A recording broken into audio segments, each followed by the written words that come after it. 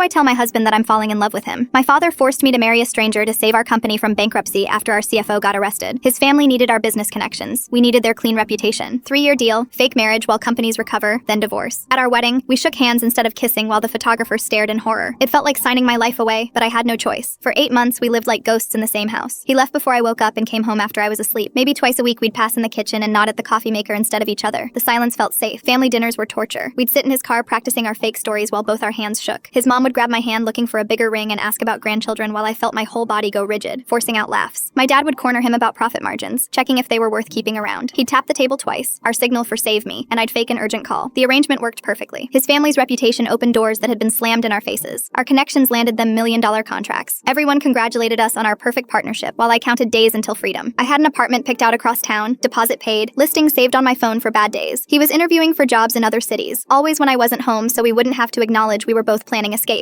By month 6, both companies were thriving and investors happy. Our parents acted like they'd made the deal of the century, and honestly, they had. We just had to survive 18 more months of pretending. Every Sunday, I'd update my countdown app and feel a little lighter. He kept a suitcase in his closet that he'd add things to when he thought I wasn't looking. We were so good at being strangers that his cousin called us relationship goals, and we both had to leave the room to avoid laughing at the irony. Tuesday morning, month 9. I was pouring coffee when my hand betrayed me. Small tremor, but coffee splashed everywhere. His voice came from behind. How long has that been happening? When I turned, he was staring at my hand with actual fear in his eyes. Nobody had looked at me with genuine concern in months. It made my chest tight. I admitted it had been a few weeks and watched his face change. He called in sick and drove me to a neurologist without asking. 3 months of hell followed. Brain scans, needles in muscles, vials of blood. He came to every appointment with a green notebook, writing down words I didn't want to understand. When the doctor said degenerative disease and no cure, I disappeared inside myself. But he leaned forward, grilling the doctor about treatments until he had 20 pages of notes, voice shaking but not stopping. That night, he dragged his laptop into my room, said he needed to monitor symptoms. I was too scared to be alone to argue. At 3 a.m., I woke up convinced I was dying. He was already awake, started talking about random things until my breathing normalized. He turned fighting insurance into his personal war. When they denied coverage, I heard him scream, "She's my wife," with such fury that I believed it for a second. That's when I knew I was screwed. I wanted it to be true. Without me noticing when, he started anticipating everything. Hand on my back when I swayed. Pills sorted Sunday nights. Calendar reorganized around good days without me admitting I had bad ones. He learned to read my symptoms before I could. The way I held my coffee mug told him everything. Our contract ended 2 months ago. Neither of us mentioned it. He let a London job paying double expire. I deleted apartment emails unopened. Yesterday, he caught me researching care facilities. Instead of looking relieved at my exit plan, he closed my laptop. Till death do us part wasn't just for show. I had to leave before he saw me cry. This morning, he was applying to nursing school at our table. When he saw me staring, he turned the screen toward me and kept typing. Now he's measuring doorways for wheelchairs, humming his happy song. I asked why he won't leave. He said, "I chose this, I choose you," then back to measuring. We're still married, but not because we have to be anymore.